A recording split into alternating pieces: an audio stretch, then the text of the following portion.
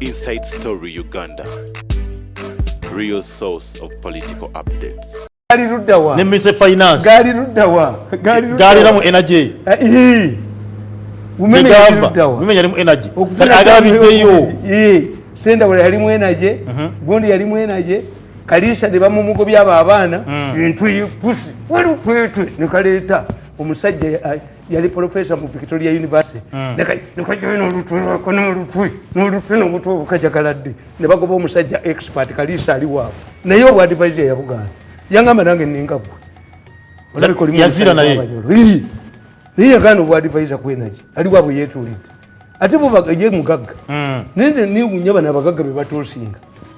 Tumwebaza kajjale ngendo mu president office nga tumwebaze jali sali mubye ne mutta muse chokeza kugamba bine bagamba ko bakole salt bine kibigenda kukyusa they can bring me this book of mine the recent one nkunyonyola bulungi background ya masanyalazi ndikunyikaga onatambula atali nefe munange fe bakitaffe yawandulanga eddusu nakutuma ya nakuga nti bwensanga likaze nga bwensanga likaze eboke ekaba yes kitaffe yatugamba nti okalagala kalagala historical background of what wano nkubulira umemezi contribution neze nkubulira ensonga z'amasanyalaze egenda kubanga energy era na ministry inamu 51% shares finance inamu minority shares abantu basobola kubanga bafuna service yes Rural Electrification Agency. Why Museveni can't understand the mafia? Yajiteka home with $400 million. Emitimifu. Abantu bafuna msanze mu byaro. Ngateri wansi wa women. Kitutu. Umaitu ataddewe ekibina ky'empunu. Ekibina kyaki? Ky'empunu. Empunu oye. Chabani. T-shirt weziri. Ataddewo ekibina ky'empunu. Empunu egenda tuyina waliwo omuntu gwe baagala empunu emukube mu kalulu. Empunu oye. T-shirt weziri ziriko embizzi ndowoozamu abasiraamu temujja kibeeramu. Empunu. Ekyo temumpita. Waliwo abantu gwe baagala abaakitandise. Mu history mugendemu ng'empunu emukubye akalulu. Empunu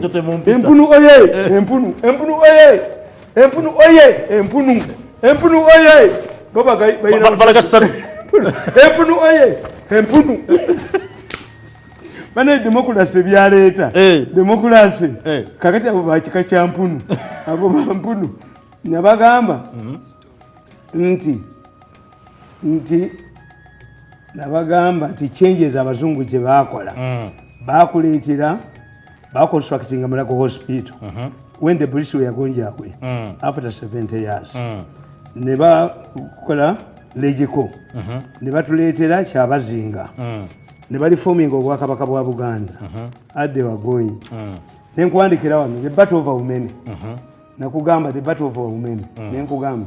Although the key interest Britain had in the control over Uganda was the source of the Nile River. As they were preparing for the post-colonial phase, in 1954, the British government provided the funds to construct the Omni Falls Dam at Jinja as part of the package I referred to earlier. The British had set up the Native War Memorial Stadium for Uganda and the Wankuru Stadium for Uganda in recognition of the Kingdom's contribution to the war effort. The dam at Jinja was needed to provide the electricity to modern facilities like Mulago Hospital, well known that they will exit through the front door, but return through the back door.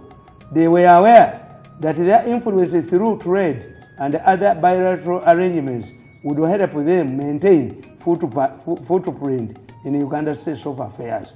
They knew that the colonies needed power to facilitate a safe stay for the tourists and investors who would come long after they are gone.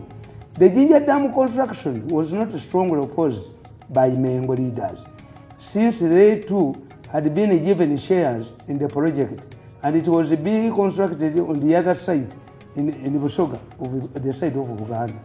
The leaders in Mengo were also connected to power free of charge. This explains why there was no demand for power. In many villages in Uganda, power lines followed the influence of particular individuals. The importance of electricity was later realized at independence.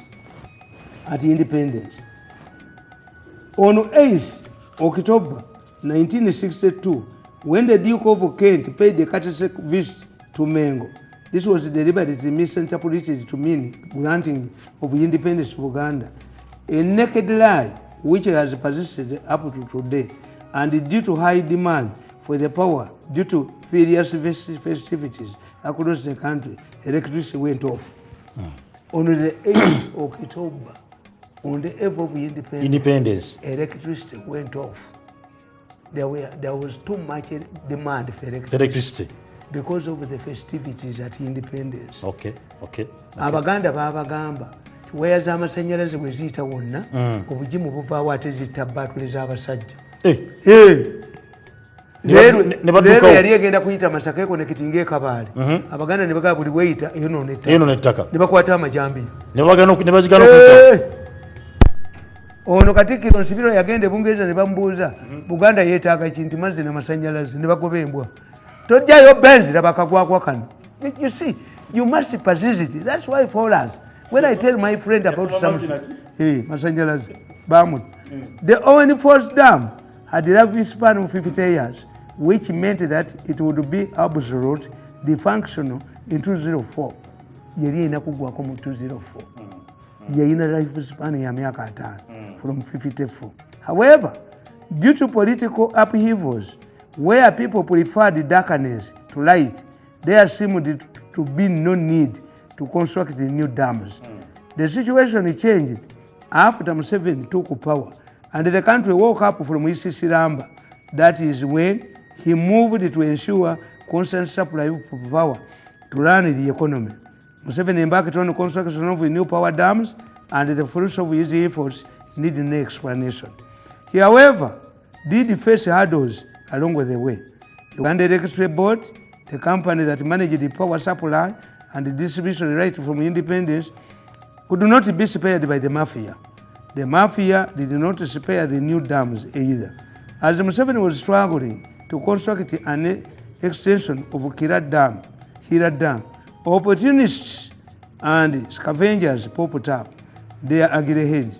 This has been the same story. Uchiraba, kakati, muumeme, mwalimu omusajja nga bamuyita Dujanga. Dujanga yatuma omwana n'abankinga sente mu banka. Ebina, olukaaga, olunaana. Omusajja muzungu. N'abaga nti oyo omwana abankinga sente bwajja, mumbuulire, mwagala. Ono yalowooza, Dujanga gwe yatuma nga yalowooza, ti omuzungu ayagala kumpa kirabo. Where do you work? Umeme. Where do you get that money? Some of the money was not intended to be banked here. Now, they are stealing money under your feet. Dujanga yashuku kono na umeme. Neba mufura kone minister wa energy. Tubakubire ko mungala. Yes, tubakubire ko mungala. Ayononye umeme. This is what they do. After you see parliament is seen as a soft landing. After stealing, you come to parliament. Akati nkugamba nti why Museveni can't understand the mafias. Museveni tabasobola. Naye olaba bwe nkunyonyodde bwe nkugamba kakati muno nateekamu ebbaluwa ey'abaagundi. Museveni nga alwanyisa ddamu nga alwanirira ddamu, abasajja bano edokumenti yiino, ebbaluwa yiino.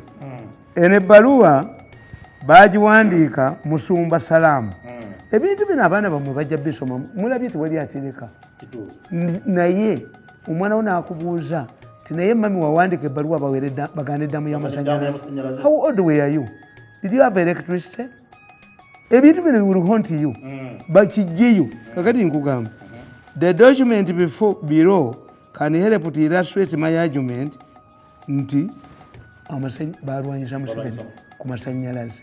Tewaliwo masanyalaze ne tukola agreement ne World Bank eyaleeta umeme. Umeme initially yali aba South Africa oba front. Yes. Kakati si yeremeddwa. Nerulo electricity scheme si yalemwa. Competent managers oyo omukazi muli agonja yaje investigating nazuula obubbi obugirimu ndi bukusomera naye nga bwe babba miliyoni za dola 10 abalagera kusasula miliyoni za Uganda 10 ng'oga nti abapanishinze omusajja bamuyita tuneyi nabagamba nti mu Uganda temuli mu tribalism the man who was running rural electoral scheme bamuyitanga tuneyi omukiga apalukulungiri bamukuba nga bapurifiringa omugisu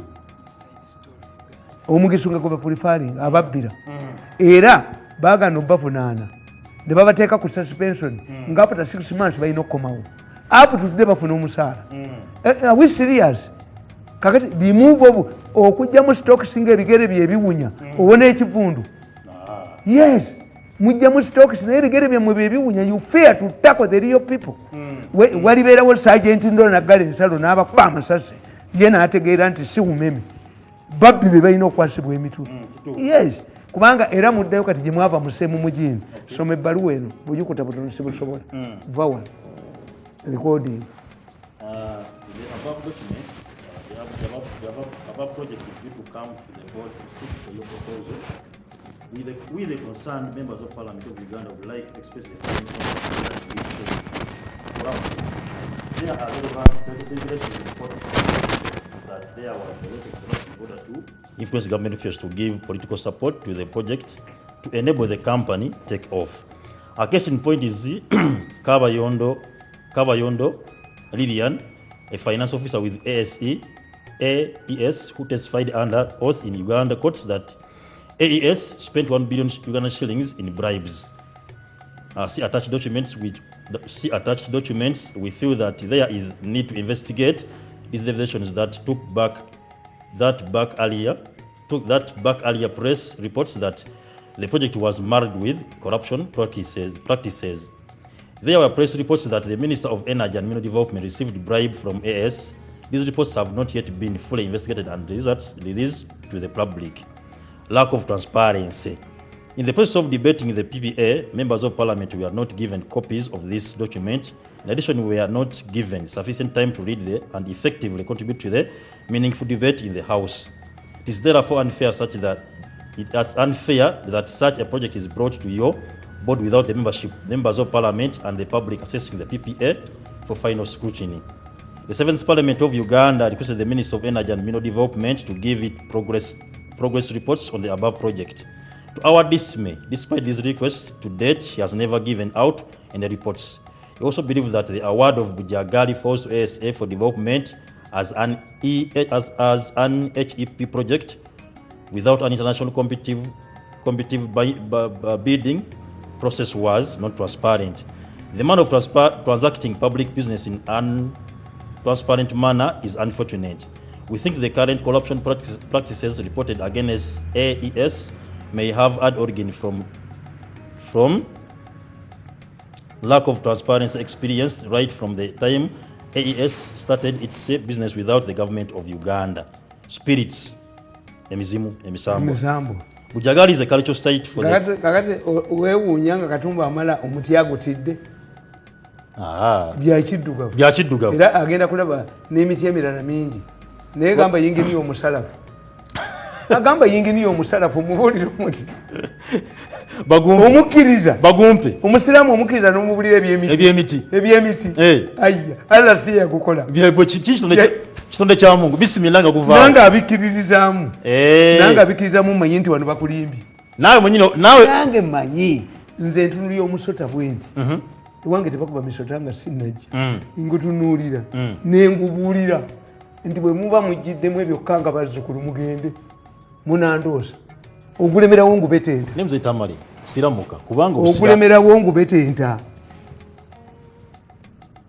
mulwaki mukanga abazzukulu mmwe mujjanga mugiramu ebyo mulose bulose nesagala bintu ebyo bwe gulemerawo nga ngubetenta nange toyinza kundimba nti abasafeya bakola omuti ne gutatuka basafeya ne bagulekamu okuyitira ne batandika okukola ne bagandi abasafeya nga tegwabatta bannange Katumba wamala Abaganda nammwe mutuyiwayo nnyo nemukkiriza amashiriki bujagali shiriki neshiriki gyenzikiriza yasoma eba yasoma eri educated shiriki yasoma eshiriki eyange egenda ne education toyinza kuŋŋamba nti omanye abaganda bakugamba nti bwolaba emisota egikola laavu n'ogibikako olugoye bunywamu amazzi gatta obusagwa bw'omusota kakati kyembuuza alaba omusota agusangawo ng'alima kakati alima agiddeko essaati ye eyekko ajoza ntwaza ate dasirabisi. Bujagali is a cultural site for the communities in Busoga. Consultations held with the spirits. Bujagali is a cultural site for the communities in Busoga. The consultations held with the spirits. Omutisi gwe gwasooka omuti mwagwogedde mu palamenti yammwe local parliament naye Bujagali bamumanyi mu World Bank. Consultations held with the spirits on the Saturday, September 21, 2001 revealed that the spirits refused to be located to another place. Emizimu gyakola gyagana okuba tebagissengula emisambo kate gyasengukawo emisambo gyagamba tebakolawo ddamu tebagisengula. We feel this is an important factor that has to be addressed before World Bank thinks of funding this project, lest this would lead to the destruction of the cultural religion of the people in Busoga bamisambwa ewali babishopu AES and government has put in place special leaders who favor their own interests without following government procedures. Yatta bantu kubatunda bweru buvubuka mmwe muswaziza Museveni n'eggwanga lino teri yali asse bantu kubatunda mu organize except bakita harvesting era bandisa akatabo when cannibals were chased away by emizimu from Mulago Mochari kuliko kadukanga emizimu gikagoba nembukulize kuliko ekaze line pina ukava emizimu gikoyo gikyemwoga waliwo ekaze dene emizimu waliwo akaduka kali kati ngana emizimu givaayo. It will come out on Saturday. Mayinza sente zange nzirya mwemi ndya mu confusion nempandika obutabo bwange nendya money. The custodian of the spirits at Bujaga. This in itself underlies the people culture and violates the bank's policies.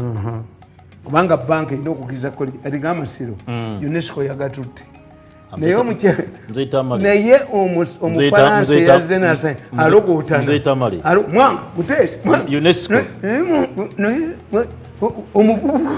omanyi waliwo omusajja afaanana mwanga yajjako ku masenge mayega yabuukira booda mayega okutuka yabuukira booda amasira buli gakubibwa omusajja afaanana mwanga mayega amasiro gagatutte conflict of interest. Bonjour meso kakati bonjour meso ani ali muno gwempulire n'eddoboozi ly'essimanyi bonjour meso ayanukula mizimu ne mayiga kyataleete wano mayiga ali modern katikkiro most popular katikkiro akotigiti professor kabusenga ndi professor Kulumi.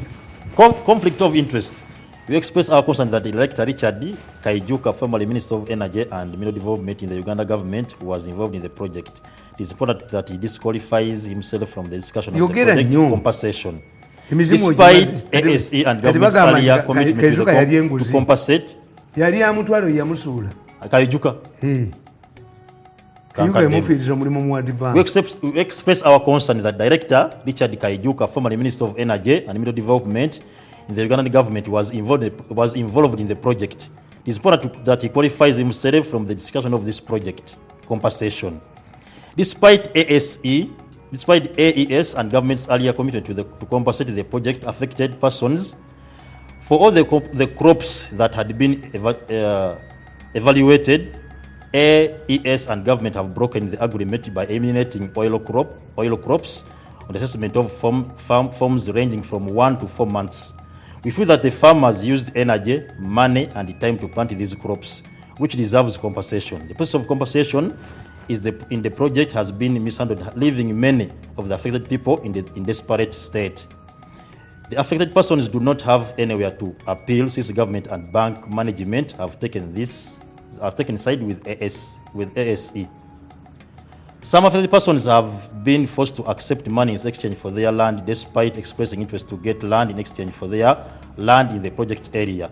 Unfortunately, the amount of money paid to these people cannot buy the same size of land elsewhere in the district. Project affected persons have not been adequately provided with legal services.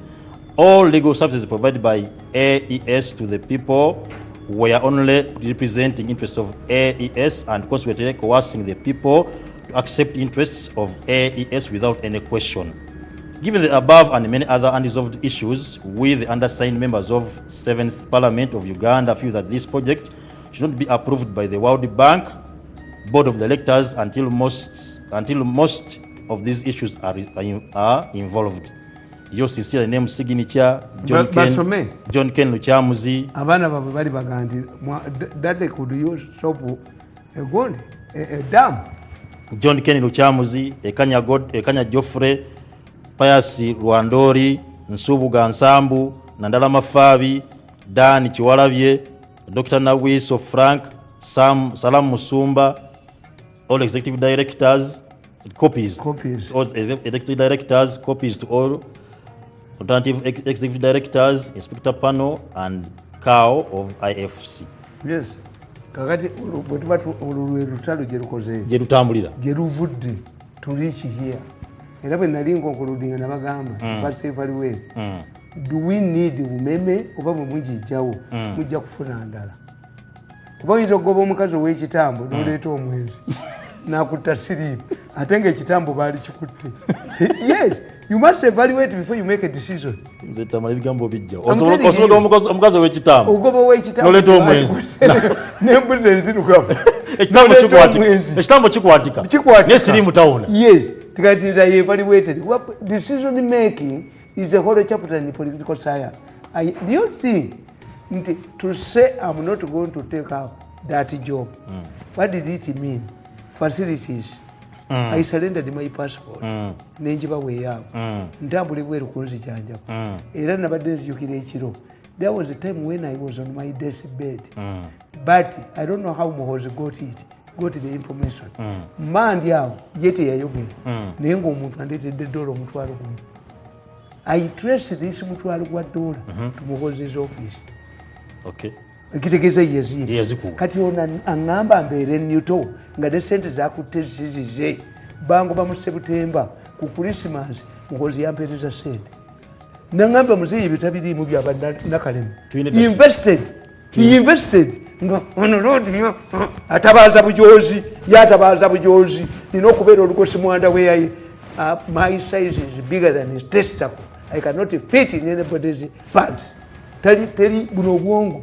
I'm a product of a sex act between Mirundi and his wife. And you see, Katonda yakola ebintu.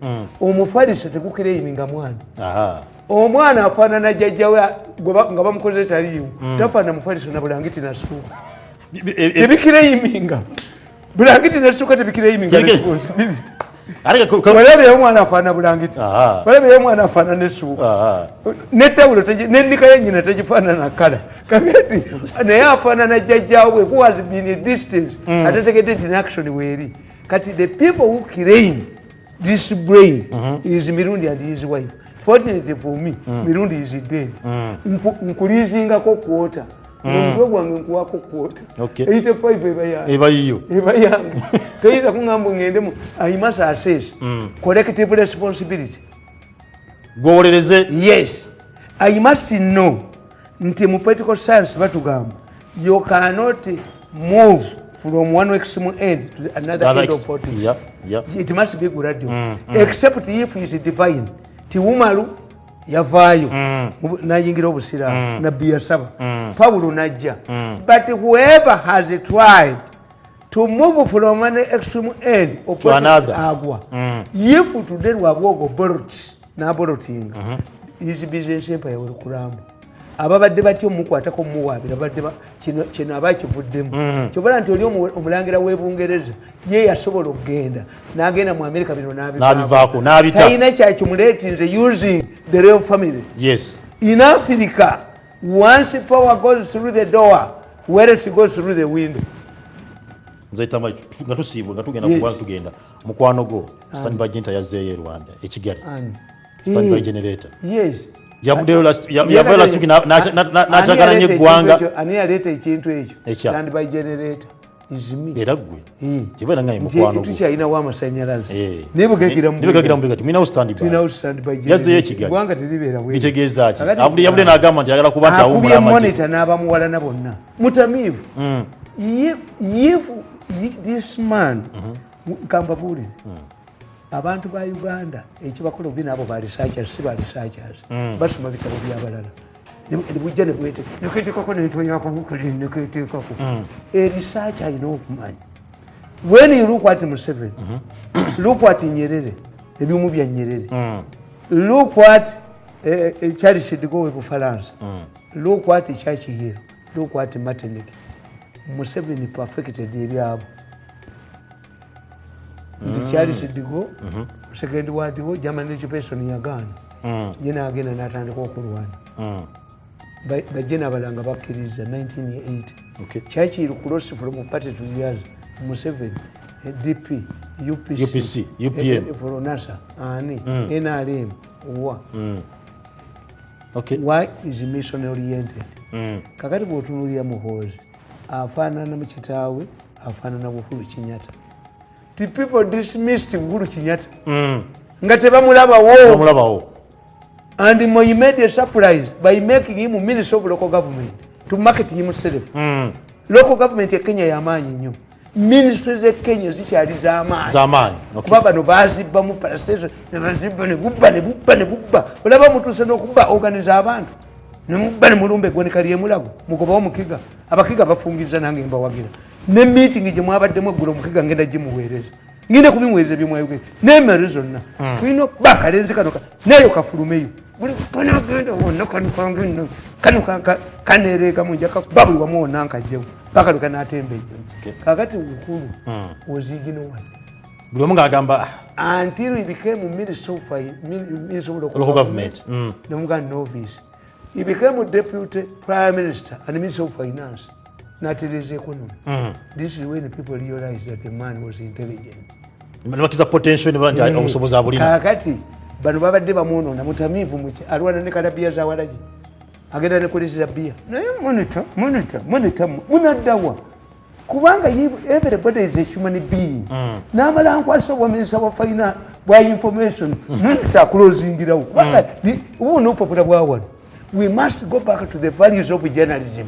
Qualified people, not mercenaries. In fact, if you are poor, ask the government to give you money. Kubanga COVID yabamalawo. Paid up mercenarism. Kati oba mutamiivu. First assessment ya President Kagame teyali muzizaayo. Ekyokubiri MUHOOZI alinga kitaawo. Atya. When the president met the Russian embassy, olowooza baayogera ki banyumya bunyumya.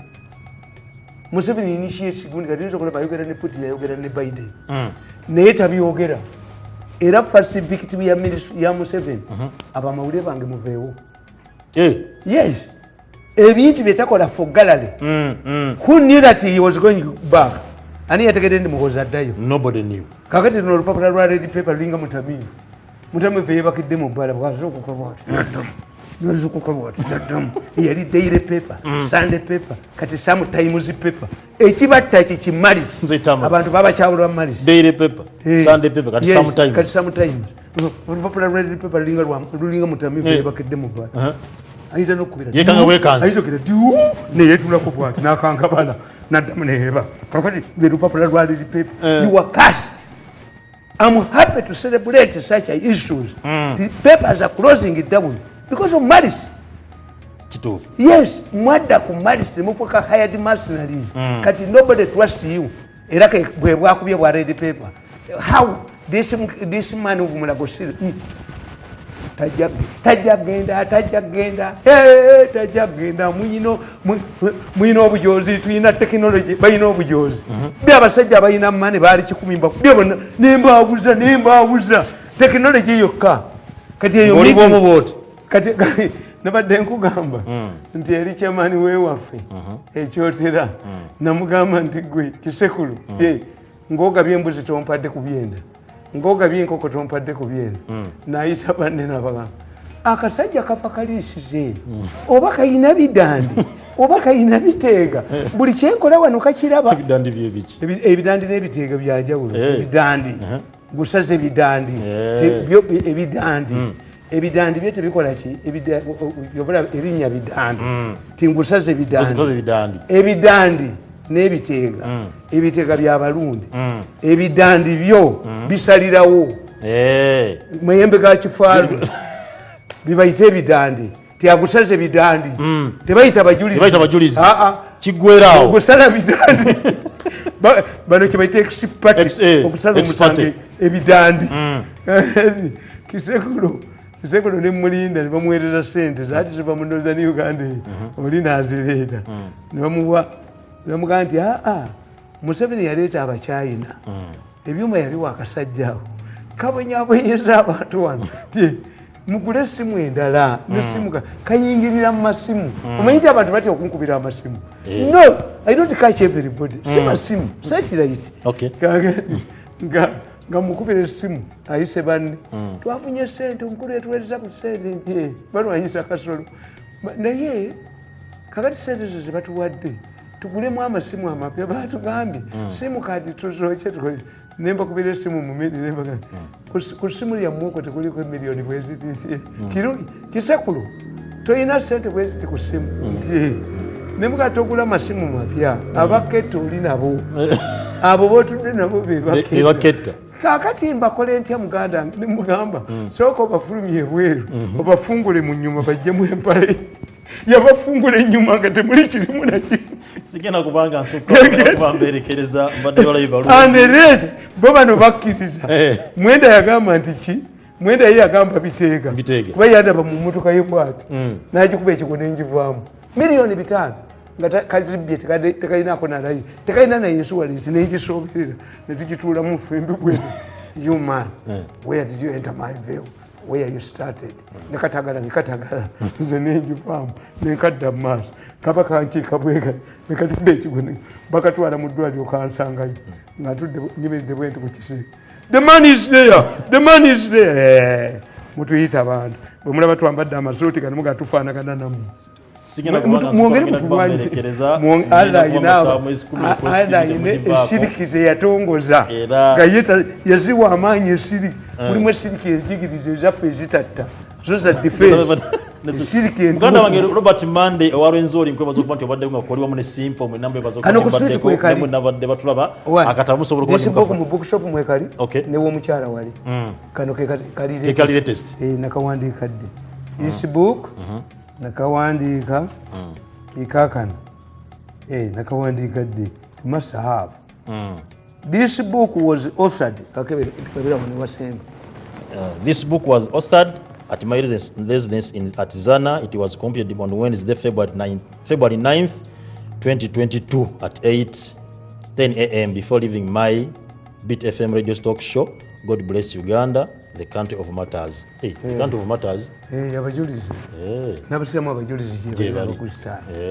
Yate shiriki yetiriwoseza. Nemutesa ne mu parliament. Mbo muti kuganye omuti. Omuti nakuja kwa wasani katika mu program y'embuga era ngamba subiza ndikuno kusoma list y'abasajja abefule banachi ngono minister nga minister yagamba abasajja besunga abafagani abakazi nayogera ku BBC bashaperinga ne budira abasajja abalaba emmotoka z'empaka byakami omwana bwawasibwako we even lost. This was a high class that was supposed to stay in our hotels, but a minister came up. Our men are sharpening. This was an elite class. Those ones who were ordinary people fled to neighboring countries, Pakistan and others. These were people who were going to stay in hotels. A full minister, and Museveni did not sack him. Sack her. Mukama bakume. Assalamu alaikum wa rahmatullahi wa barakatuh.